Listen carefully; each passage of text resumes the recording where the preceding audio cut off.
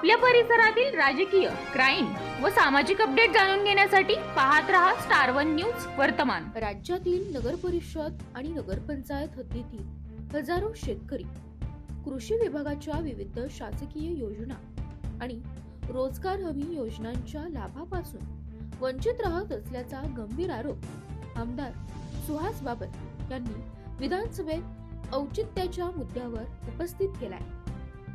केवळ प्रशासकीय हद्द बदलल्यामुळे प्रत्यक्ष शेती करणाऱ्या शेतकऱ्यांवर अन्याय होत असून शासनाने तातडीने धोरणात बदल करण्याची गरज असल्याचे त्यांनी सभागृहात ठामपणे मांडले।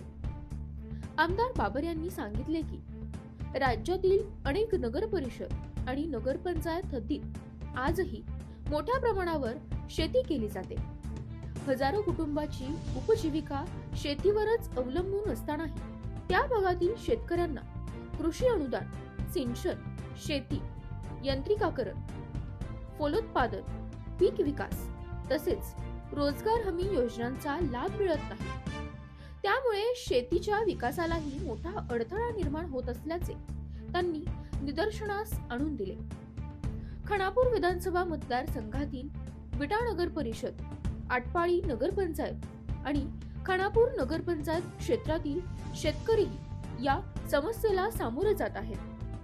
त्यामुळे शासनाने नियमांमध्ये आवश्यक सुधारणा करून नगर परिषद व नगरपंचायत हद्दीतील कृषी क्षेत्राला ग्रामीण भागाप्रमाणेच सर्व कृषी विभागाच्या योजना आणि रोजगार हमी योजनांचा लाभ देण्याचा निर्णय घ्यावा, अशी जोरदार मागणी आमदार सुहास बाबर यांनी विधानसभेत केली।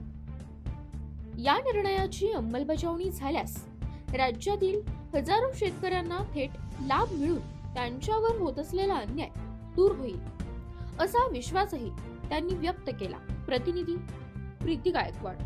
अशा बातम्या पाहण्यासाठी आमच्या चॅनेलला लाईक, शेअर, सबस्क्राईब करा।